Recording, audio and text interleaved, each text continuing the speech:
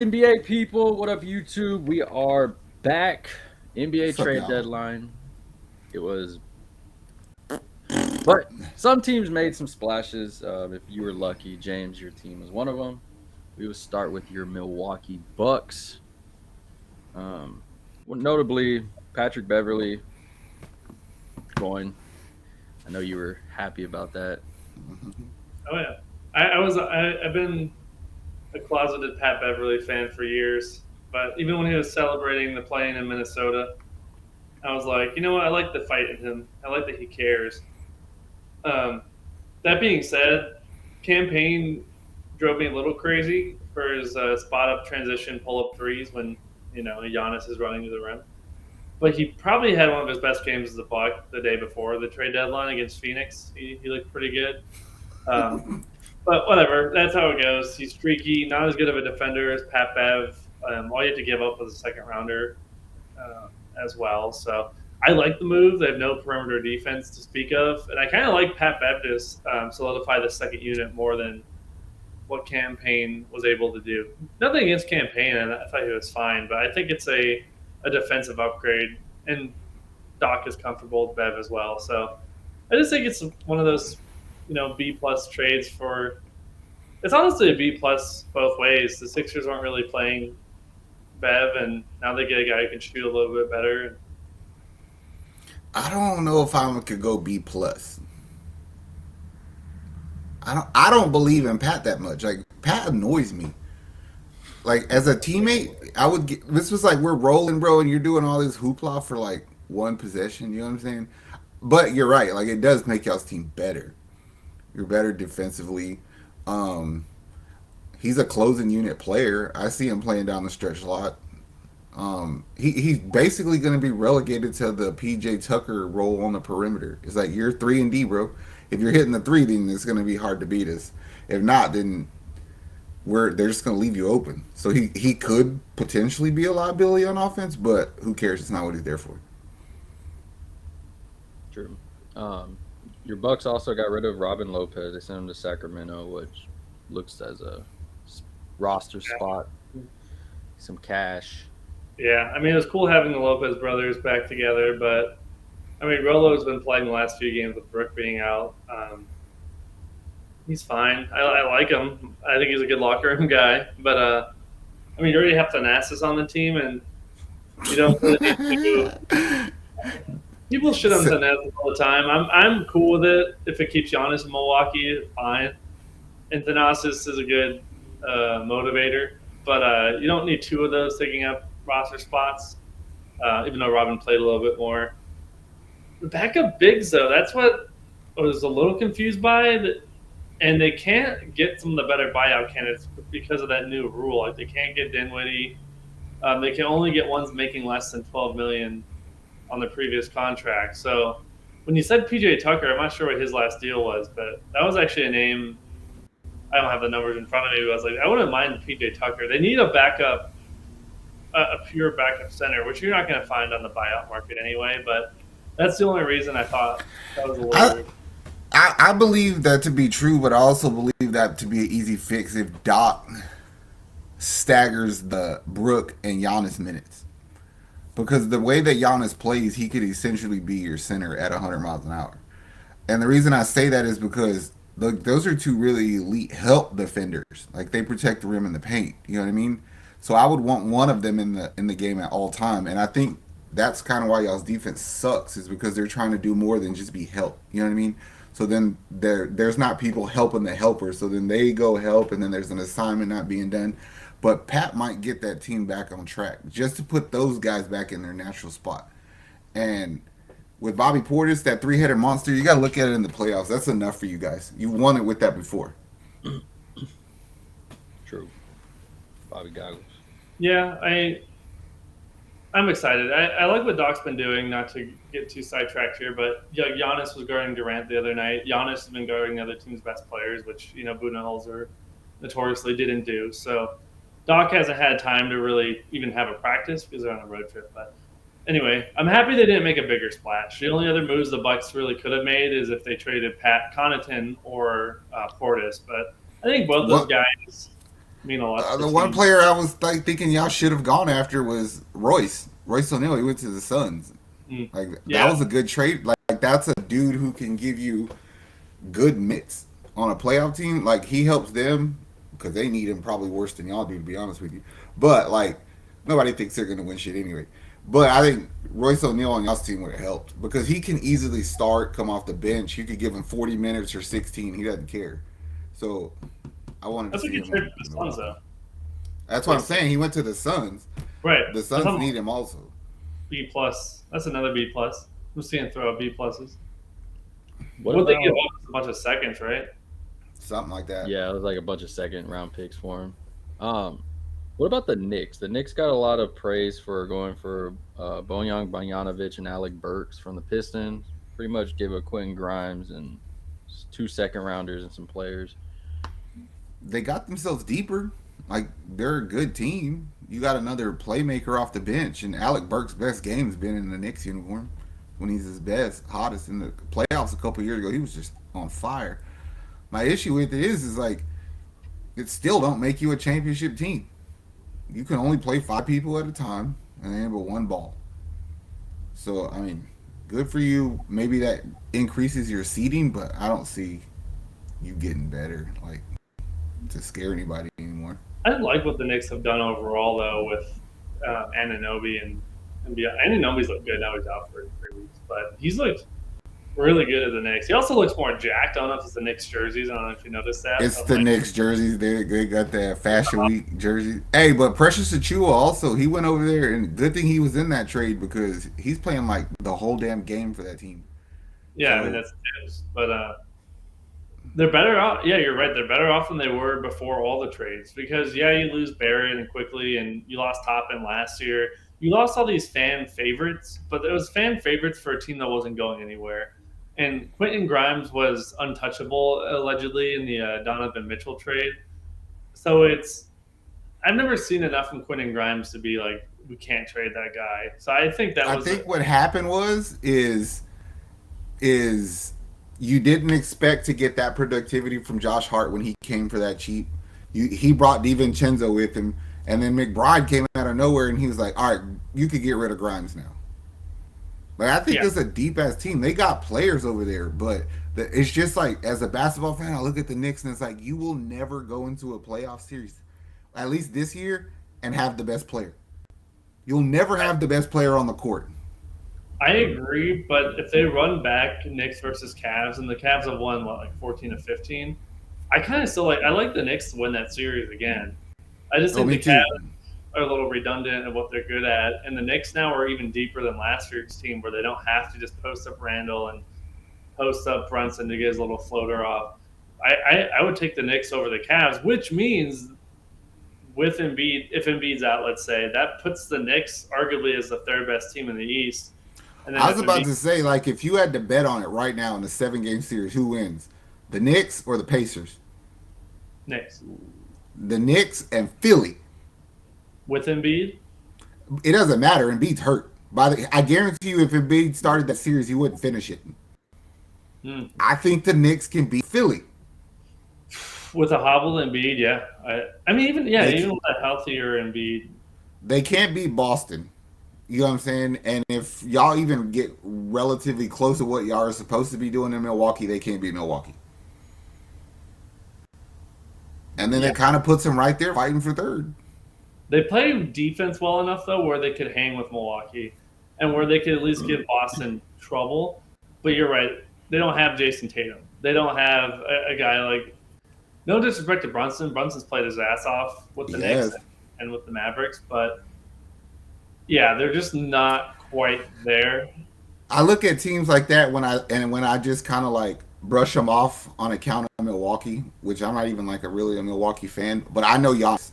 Like if Giannis decided to do Giannis shit, he's gonna take the series over. It's ending in 5, Yeah, and I could tell you one thing from watching Giannis for like the past 4 seasons, doesn't take much to talk him into doing that. right. He loves playing at Madison Square too. Yes, So so that's I why I mean, say I don't think he could beat Milwaukee, Boston. They have a shot against Philly. Um, I like it though. I like it a lot for the Knicks. interesting one, of course, was two Eastern conferences, the Pacers and the 76ers. Pacers traded Buddy Hield to the 76ers for Marcus Morris, Fukin Kagamas, and 3 second-round picks.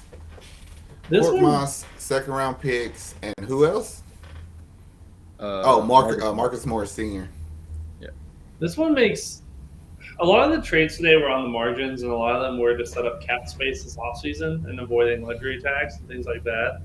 But with the Pacers, quote unquote, on the rise and the Sixers reeling, I thought it was a little weird that the Pacers were selling and the Sixers were buying. And more so with the Pacers, I thought Buddy Hield provided some nice depth, nice shooting for that fast paced team.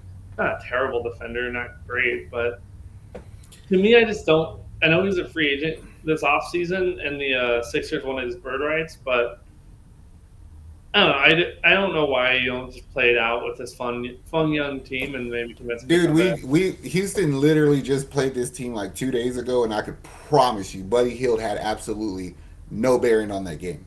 Like he got minutes. I'm talking about it was some shit being shot. I think the final score of that game was like 140 to 130. Like it was bad.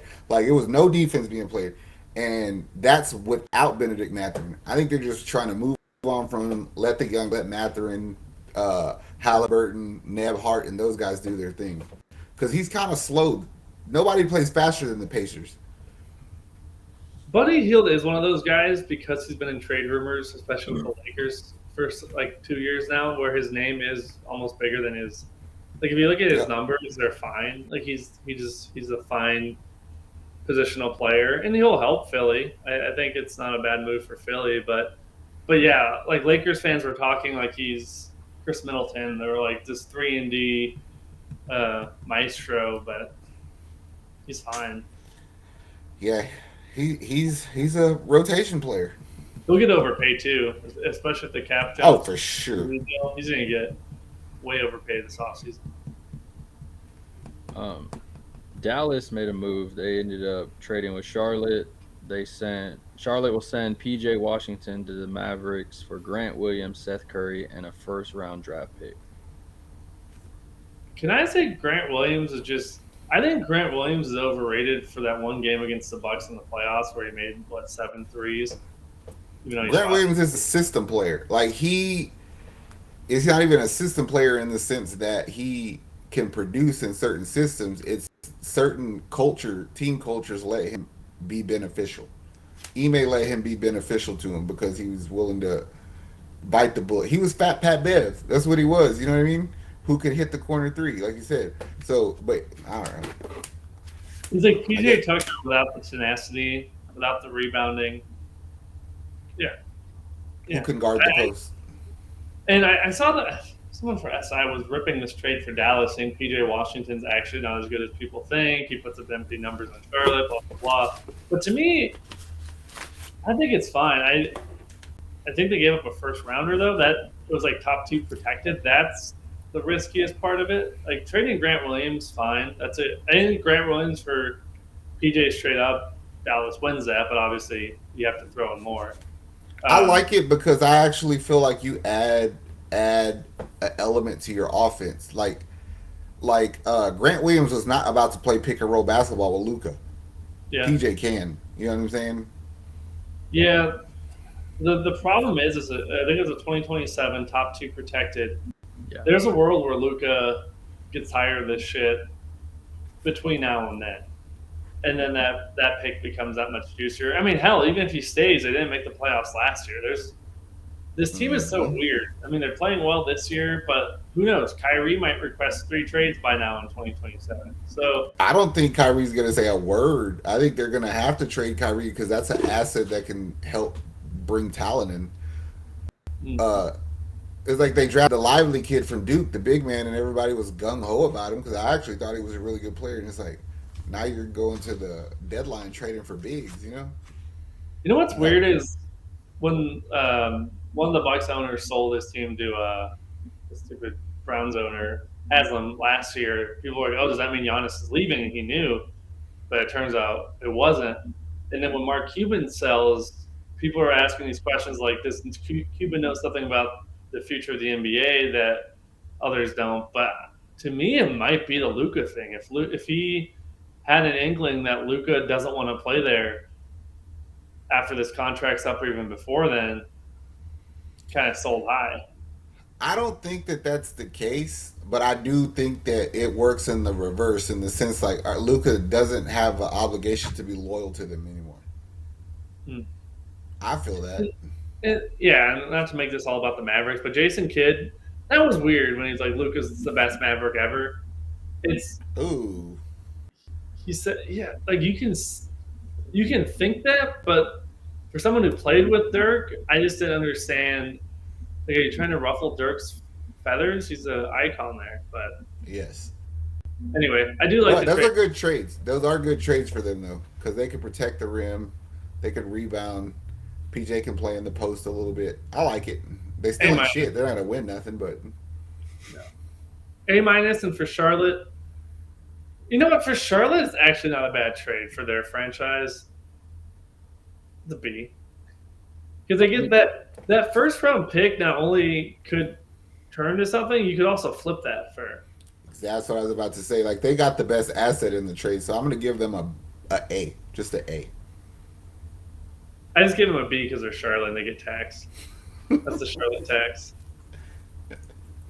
They'll fuck it up. They'll trade that pick for one of the Zellers if they're still around. Gosh. What else we got? Who else made a trade? Charlotte. We hit Roy. Charlotte. Speaking of Charlotte, they traded Gordon Hayward finally. He went to Oklahoma City for Trey Mann, Davis, Bertans, and Vasily Mishish. I butchered your name, bro. My bad. No, you nailed it. I like it for everybody. Like I think he's good on their bench, and I like Trey Mann going to Charlotte, maybe getting a shot to play. Yeah, I agree with that. Trey Mann was just lost in that deep Thunder team. So really, yeah, I agree. It's a win-win. And people are like, the Thunder are geniuses. They didn't give up any of their picks. But what the hell are they doing with all these first rounders? I have no clue. You can't just keep drafting all these guys and expect to keep them all. That's why, like, good for them. They kept them, but you got to start trading some of them. Getting off of Bertans is interesting. I'm surprised Charlotte agreed to that. But Well, I could tell you for a fact. Well, not for a fact because I don't really watch OKC that much. Uh, it feels like they were going to keep Bertans because they didn't give up on Poku. What's his name? yeah, okay. Poku already, and it's like, damn, didn't keep the other white boy. Yeah, let Poku cook. But he sucks. He sucked when they tried to give him a chance to play, bro. The problem is he's like my weight, but like 5 inches taller. He's like the lankiest. That's what I say. He's he's like worse than a tweener because it's just like you have fucking shooting guard body weight and center height. Like what's going on? Yeah, he makes Bull look big. He's one of those guys who turns and then you lose him for a second. Like, Where'd he go? Where'd he go? Oh shit! Oh, what was that? But yeah, I think Hayward. You don't make this trade expecting Hayward to do anything because of his injury history, but he's a veteran presence. They don't have a ton of veterans on that team. And if he does play and does stay healthy, especially in the playoffs, I think that's what this move is for. Have a guy who's has playoff experience. Although it's been a minute since he's had like real playoff. I think as easy as SGA gets to the paint and Williams could get the ball in the paint and Giddey, they just wanted to get some shooting on that team. It's like, who the hell are you gonna have shoot the open three? Dort? I don't think so. God, Jalen Williams is so good. But yeah, good trade both ways. I think Charlotte actually they're not. I guess you could say they're a winner of today. I think they did a good job. They got a good first round pick asset. They got Trey Mann. I just want to say this to Charlotte. I know y'all are not, especially you, James, are not fans of Charlotte, but I don't hate them as much. Charlotte, let me bring something to y'all's attention. Y'all have this habit of finding good guards and then not doing shit with them and letting them leave, like Malik Monk and Devontae Graham. Don't do that with Trey Mann. Just let him play basketball.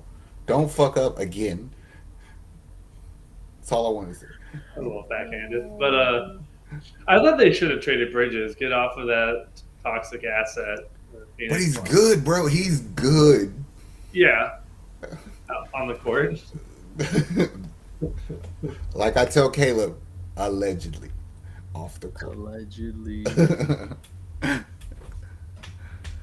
What else we got? Let's see. Detroit's sending people out. They got Grimes. Yeah, I mean there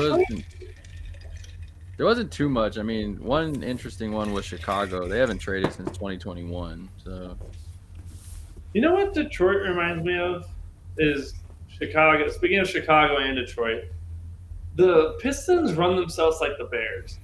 They are just constantly mediocre to bad. They get one promising asset, Kate Cunningham, Justin Fields, and then they don't do shit around them. Then they blame the asset, and then they start over. And it just repeat. To the Pistons' credit, they won a title this century, where the Bears have not. But what are the Pistons? I just don't get what they're doing. I like Dwayne Casey. They fire him. Then they give the most money ever to Monty Williams. Why?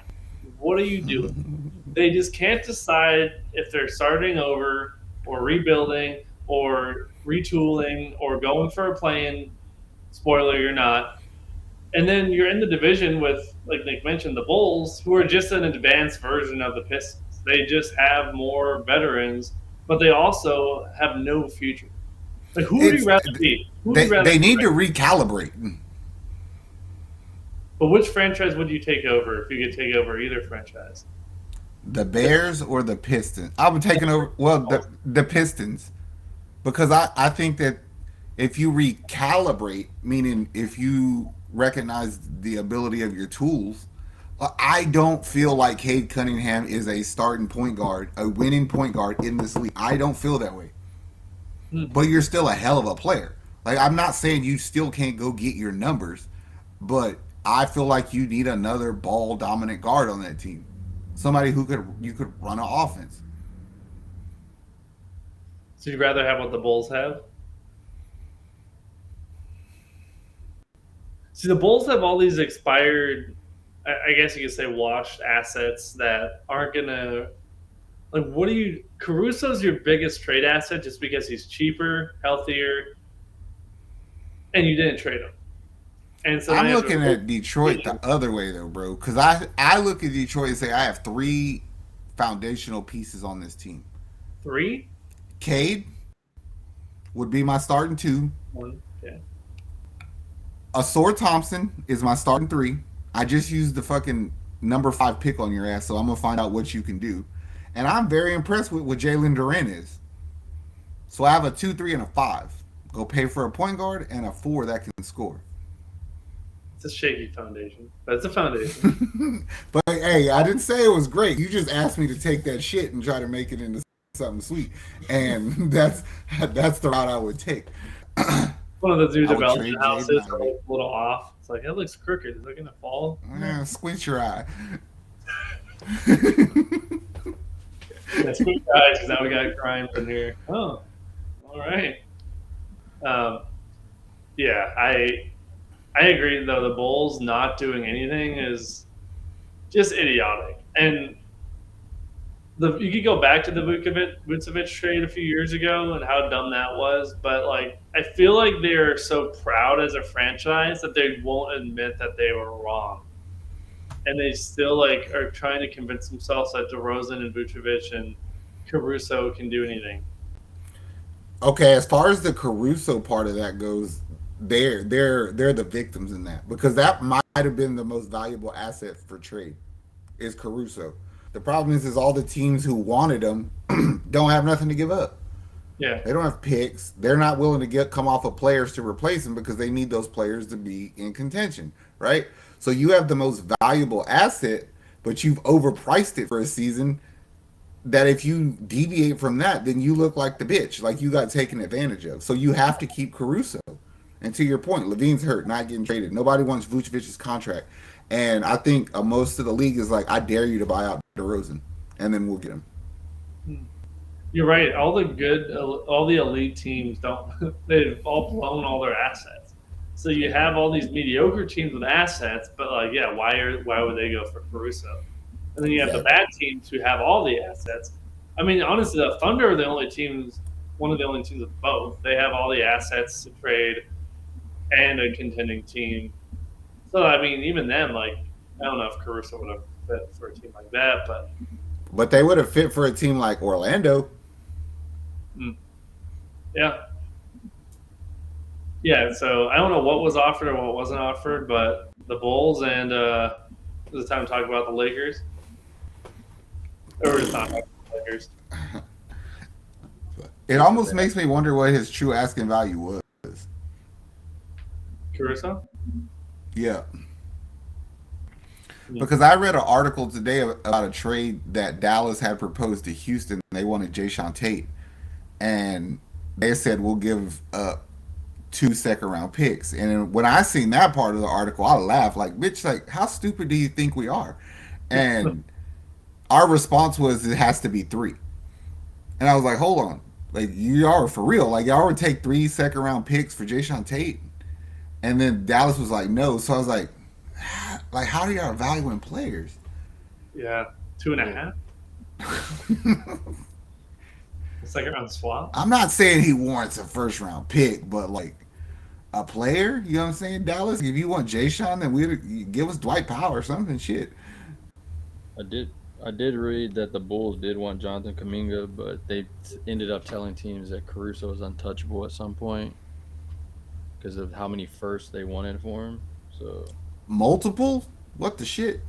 yeah, last I had read, they said that it was like two, and they wanted like a high end one for him.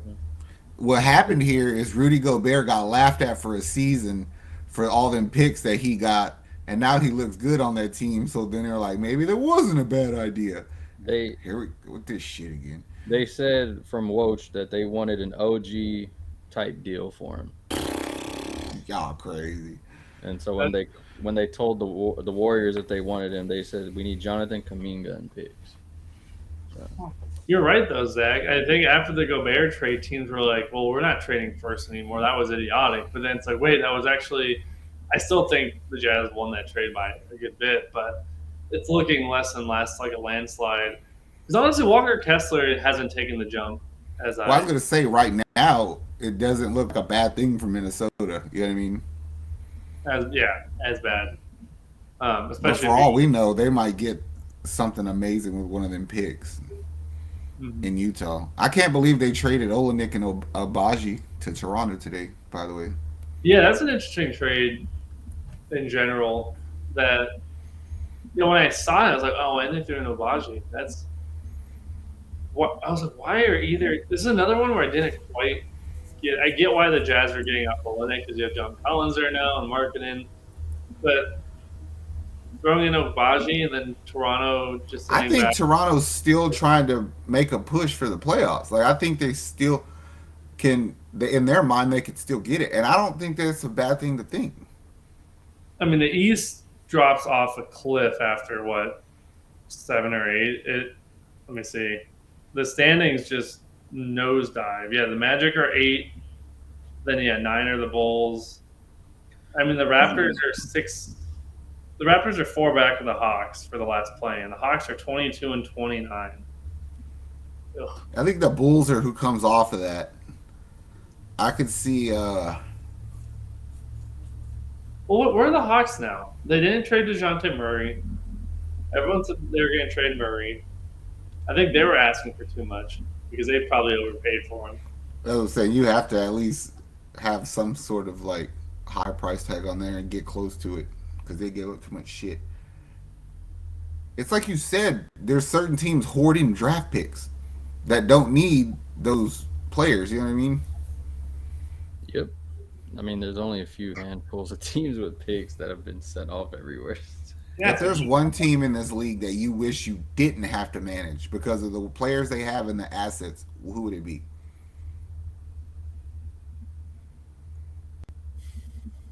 It's tough. it might be. Phoenix? No, Phoenix, you have a shot. I think Phoenix is better than people have kind of written them off. Honestly, it would be a team that doesn't have much draft capital. I mean, I mean, not to pick on Charlotte, but like, what are you excited about in Charlotte? Yeah, no, that's You got a definitely guy dealing with some off the court legal troubles. You have your star player is more worried about his brand tattoos, and he's fine. But I think I might go back to the Detroit though. All things considered, you're paying the coach more money than anyone else Mm-hmm. ever, and your best asset's Cade Cunningham. I'd rather have LaMelo Ball as an asset than Cade Cunningham. But I mean, Nick talks about all the time. These teams are just stuck in the middle. Those are the ones you don't want to be. Washington. So yeah, they're pretty fucked. You got a player that fouled out with 0 points that you traded for. Yeah, the Jordan Poole contract. Yeah, Washington's definitely in the top five. Let Top me five. trade. You Washington. talk about a team that wastes picks. That's it. Well, they're almost all in the East. It's Washington, Detroit, Chicago, Charlotte, maybe Atlanta. You have Trey Young and DeJounte, but so what? And then you go. So who would West. you trade, Dejounte or Trey? Trey. I would trade Trey now because you get more. You could get more for him. I don't want to make this like a you can't win with him as your best player, but I don't think you can win a title with him as your best player. No, I don't think you could as your best player. But I mean, there's some teams I think he would kill it if he played on Philly. If Yeah, he could yeah. play off the ball like JJ Redick and Seth Curry did with Joel Embiid, he'd average 30 easy. I think he would have killed it. I know Minnesota's playing well, but those hypothetical catch for Trey trades, I Mm-hmm. think Trey with Rudy Gobert and Ant, like those are almost the perfect guys to complement him. Mm-hmm. That's why I think you trade Trey, and then Dejounte is a fine point guard to build around. The problem is that Trey means a lot more to that franchise and the fan base, so you're giving up on your fan favorite superstar. But you can't think about that when you're running a team. They'll get over it. The Hawks do find ways to become relevant every like 5 years. You go from the Joe Johnson Millsap teams, the first iteration, then you have the Budenholzer version of that, and then you have the Trey Young Eastern Conference Finals. So That was a fluke. yeah, but it happened. True. It's like the Blazers making the Western Conference Written Finals. in But, the yeah. history, Zach. That What was a about fluke too. What about the Blazers though? Like, I think of all the Western teams, they're one of the least promising. They have all these like they're like the island of misfit toys. You have like Brogdon, you have Robert Williams, Gosh. Robert have- Williams. You have they had hopes initially Jeremy Grant over there doing nothing. for a lot. Yes. I don't know. I can see them making a trade in the offseason though. I don't think that Scoot Henderson figured the NBA out yet. No, he's young, but yeah, he is not. Because everyone's like, this dude's jacked. He's strong enough to fit in right away. Charlotte's stupid, and we gave Charlotte a lot of shit because it's fun, but they may initially like that pick doesn't look that bad. Brandon Miller, Oh, he's playing his ass off right now. he's Looks good. He's long. Yeah. His length really stands out. Where Scoot just seems like just too much of a work in progress. I was thinking that earlier. I was watching pregame to this, and they showed a picture of Paolo, and I was like, dude, you were supposed to be a Rocket. Up until the point that Orlando drafted you number one, we were convinced that you were going to be a Rocket. We thought for sure it was Jabari, Chet, and then Paolo. And then they went and took our damn player. And I was like, you know how good Houston would be right now if Paolo was on that team and not Jabari? Oh. No disrespect to Jabari, but Yeah, you're right. Or even with Chet. it was a forgiven thought that Chet was going to OKC. Like they made it clear who they wanted, and so I knew we were going to get Paolo, but I guess it didn't work out that way. I did see some notable people that are going to be waived though. Joe Harris, of course, Spencer Dinwiddie. Um, where I know Spencer Dinwiddie is Lakers, Mavericks. Those are probably the two that are going to probably get him. I see Um, him going to the Lakers. Uh, Man, Joe Harris, perfect landing spot. Denver Nuggets. Danilo Gallinari just got waived also right now by the Pistons. So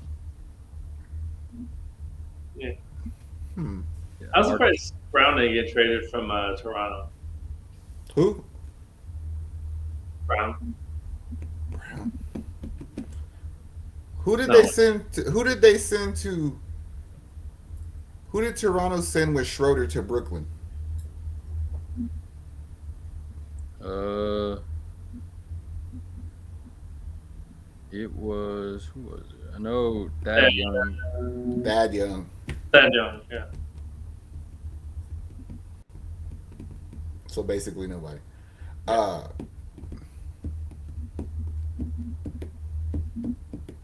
mean, other than that, Joe- that was the. It was That's boring. really It wasn't it like was a last boring year. trade deadline. It wasn't like that 2 or 3 years ago when the James Harden, Ben Simmons trade. Yeah, Yeah, there's been worse trade deadlines. People were shitting on this one, and it wasn't there wasn't the biggest names, but it was active.